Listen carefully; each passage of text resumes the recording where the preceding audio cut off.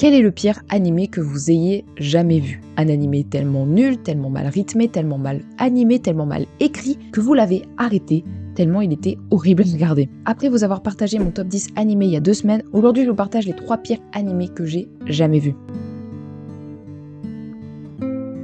Salut mes petits ananas, j'espère que vous allez bien. Aujourd'hui on se retrouve pour une vidéo sur les 3 pires animés que j'ai jamais vus. Oui, il y en a que 3. J'ai fait le tour de tous les animés que j'ai regardés et j'en ai trouvé que 3, donc on aura que 3 et j'ai déjà pas mal de choses à dire sur ces animés qui sont donc les pires que j'ai jamais vus. Et on va commencer avec le premier animé. Le premier animé c'est One Piece.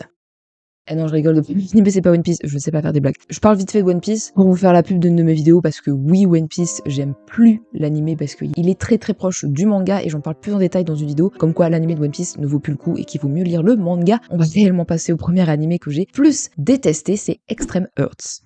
Hirori Ayama est une chanteuse en herbe qui a déménagé à Tokyo pour faire ses débuts. Elle a toujours aimé chanter et espère monter sur scène comme son artiste préféré. Malheureusement, l'industrie du divertissement n'est pas du tout amusante car elle échoue à ses auditions les unes après les autres et a du mal à vendre ses chansons. Mais pour accomplir son objectif, elle va saisir sa chance et participer à Extreme Earths, un événement populaire. Extreme Earths est un tournoi d'hypersport où les participants s'affrontent dans différents sports en utilisant de l'équipement qui améliore leurs capacités. Bien qu'elle soit athlétique, le manque de familiarité d'Hiyori avec l'hypersport lui pose un problème. Heureusement, elle se lie d'amitié avec des filles expérimentées dans différents sports et elle rejoint le tournoi, espérant toutes atteindre le sommet avec leur équipe nommée Rise.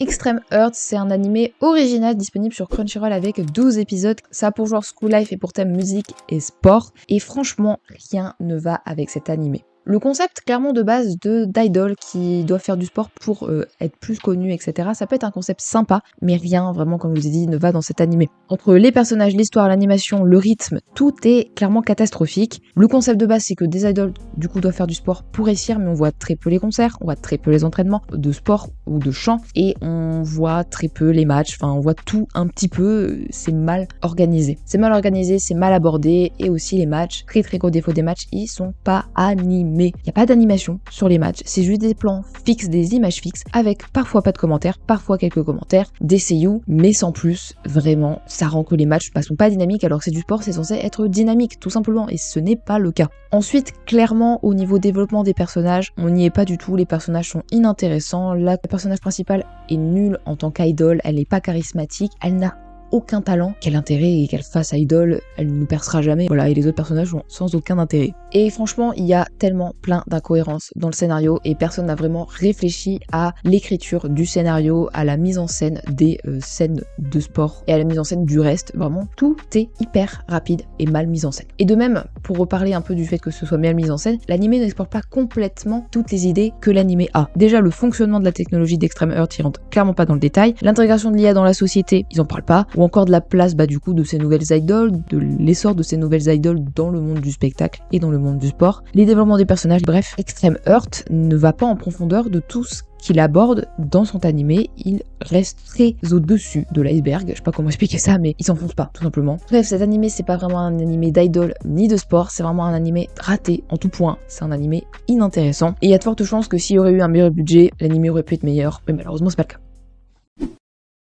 Un jour, un employé d'entreprise exploité Leiji fut soudainement transporté dans un autre monde. Il atterrit le meilleur de ses compétences pour faire de meilleures potions qui lui ont rapporté beaucoup d'argent. Et avec cet argent, il a ouvert sa pharmacie. Un elfe qui a du mal à viser avec son arc donne-lui des gouttes pour les yeux. Un dragon qui laisse toujours échapper du feu involontairement, ne t'inquiète pas, nous avons du sirop contrôle à tout pour toi. La nouvelle vie de Leiji, amusante et lente en tant que pharmacien dans un village d'un autre monde, commence maintenant. L'animé pharmacien dans un nouveau monde. Je ne lis pas en anglais pour des raisons évidentes du mot DRUG qui ressemble à vachement un mot en français. J'ai peur que YouTube me banne pour ça. Bon, j'ai déjà parlé du mot SUCIDE et il m'en a rien coûté, mais bon, on est obligé de censurer des mots normaux, c'est super, merci YouTube.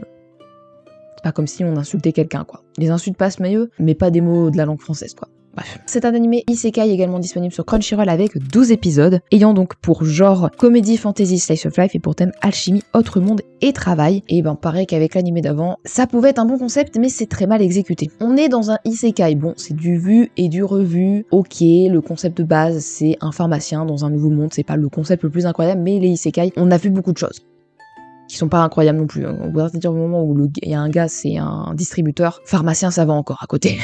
Mais c'est vraiment mal écrit, vraiment mal exécuté. En bref, il n'y a rien qui va également dans cet animé, sinon il ne serait pas dans cette vidéo. Déjà au niveau des personnages, il n'y a aucune personnalité, aucun développement de personnage. On a tout simplement un personnage enfantin qui est Noella qui se soucie du protagoniste, un personnage typique de serviteur qui se soucie du protagoniste, donc une fille forte Annabelle et une Tsundere qui se soucie du protagoniste, Mina, une petite noble qui s'appelle Elaine et qui se soucie également du personnage principal. Bref, ils se soucient tous du personnage principal. Bon, généralement dans les isekai tout tourne autour du personnage principal, mais les personnages ont une personnalité et là, ils ont aucune personnalité, il n'y a aucun développement du personnage, aucun développement de relation entre les autres personnages, entre tous les personnages. Ils sont juste obsédés par le personnage principal sans développement autour de leur histoire. Alors par exemple dans Re:Zero, oui, ils sont obsédés par le personnage, mais au moins ils ont une histoire derrière. Là, c'est pas le cas. Et ce schéma répétitif, il se répète aussi dans les épisodes, puisque à chaque épisode, on crée une nouvelle potion, sauf que il n'y a pas vraiment d'histoire derrière, de développement d'histoire, d'univers. C'est juste on crée une nouvelle potion, c'est d'un ennui pas possible. Alors ces choses-là, on les retrouve dans des animés. Par exemple, dans Dungeon Meshi, à quasiment chaque épisode, pas tous les épisodes, ils font un plat. Mais au moins, il y a l'histoire qui est très bien développée derrière. Les personnages sont très bien développés. Dans les épisodes, il y a un super combat. Il nous explique tous les mobs du donjon. Il nous explique tout le donjon. Enfin bref, l'univers de Dungeon Meshi, j'en ai déjà parlé dans une vidéo, il est incroyable. Alors qu'ici, il n'y a rien. Juste des potions. C'est d'un ennui pas possible. Ils ont pris plus de temps à essayer de faire des culottes bouffantes plutôt que d'essayer de faire un vrai développement de personnage et une vraie histoire. Bref, un animé full fanservice, franchement. Alors, oui, le fanservice, il y en a dans les animés, mais là, c'est que ça. Il n'y a rien derrière. Donc, en fait, l'animé n'a juste aucun intérêt. Bref, c'est tout ce que j'aurais à dire pour cet animé.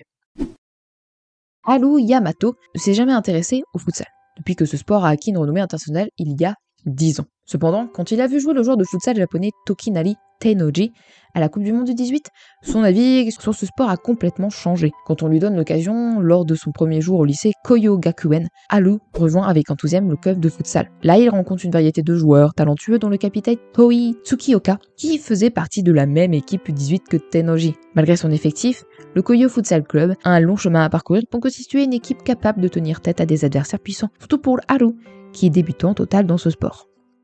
Et enfin, le dernier animé, Futsal Boys, avec plein de points d'exclamation. Encore un animé disponible sur Crunchyroll avec 12 épisodes. Et c'est un projet transmédia, ça veut dire qu'il y a un jeu vidéo, je crois, et apparemment le jeu vidéo, d'après ce que disent les gens, est beaucoup mieux que l'animé. Tant mieux. Voilà. Ça pour genre comédie et pour thème amitié et sport. Et cet animé, c'est un animé de sport classique, mais il utilise mal les codes du genre du sport. Et surtout, il n'a pas d'originalité. Déjà, cet animé, il s'inspire, voire copie énormément d'animés de sport. Alors, s'inspirer c'est bien, mais copier complètement, c'est moyen quand même. On va déjà parler de Eishid 21, avec du coup un élève qui refuse de rejoindre l'équipe en grande difficulté suite à des problèmes passés. Ça copie également Inazuma Eleven avec des attaques fantastiques, des attaques irréalistes, à l'image du coup, comme dans Inazuma Eleven, sauf que là on est dans un monde réaliste, incohérent d'avoir des attaques à la Inazuma Eleven. Et enfin, le plus gros plat c'est sur IQ. Le scénario principal est basé du coup sur un manque de confiance entre Sasaki et donc le passeur, le meneur de jeu, et ceux qui reçoivent ses passes. Ça fait penser un peu à Hinata et Kageyama. Et surtout, le plus chiant dans cette relation, c'est Sasaki. Sasaki, il croit qu'il fait les meilleures passes possibles et que c'est ses coéquipiers qui ne savent pas réceptionner ses passes alors que c'est lui qui fait les pires passes possibles. Ses coéquipiers sont très bien placés et il nous fait des crises à chaque fois que du coup, ses coéquipiers ne réceptionnent pas ses passes mauvaises. Voilà, il est vraiment insupportable ce personnage. Voilà. Il copie énormément d'animés de sport, alors s'inspirer c'est bien, mais copier c'est ne pas avoir d'originalité. Pour parler de l'animation, elle est clairement fade et pas dynamique. Le futsal, comme beaucoup de sports, c'est censé être un sport dynamique, rapide, sauf que là c'est tout le contraire. On a des scènes fixes, comme pour Extreme Earth. On a des moments où on reste fixé sur des scènes pendant longtemps, puis ensuite on a des scènes d'action qui sont super rapides, des matchs qui durent 10 minutes, des mi-temps qui durent super longtemps, une deuxième qui dure très peu de temps. Rien ne va au niveau du rythme de l'animé, au rythme de l'animation. Et comme je vous disais, les personnages sont vraiment insupportables et n'ont aucun intérêt, surtout Sasaki qui du coup n'arrête pas de se plaindre et de pleurer par rapport à ses coéquipiers qui sont apparemment nuls, mais il se remet pas en question, vous avez juste envie de le baffer.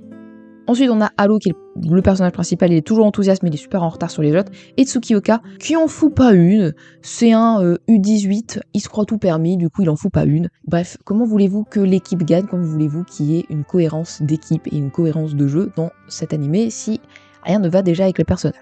Le concept de base de l'animé, c'est du vu et revu, c'est une équipe de lycéens qui va essayer d'aller chercher les meilleurs trophées, mais bon, c'est le charme du genre du sport, c'est les codes du genre du sport, mais la plupart du temps, les animés arrivent à trouver leur spécificité à chaque fois.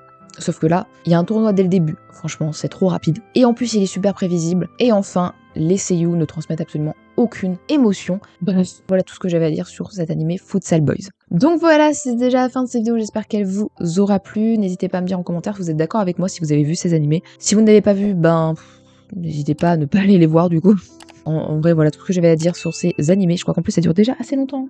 Ouais, je suis déjà à 18 minutes de vidéo, sachant que j'enregistre après les résumés que vous voyez, je les enregistre après parce que ça sert à rien que j'ai le visuel, étant donné que je vais juste faire un résumé, que je vais mettre des images au-dessus. Bref, n'hésitez pas, vous, à me partager les pires animés que vous ayez vus et à me dire pourquoi vous les avez pas aimés. Et sinon, on se retrouve la semaine prochaine pour une prochaine vidéo, ce sera les news manga du mois de juin, et n'oubliez pas de vous hydrater et de prendre soin de vos proches, notamment les personnes les plus fragiles, donc les personnes âgées, les animaux, les jeunes enfants.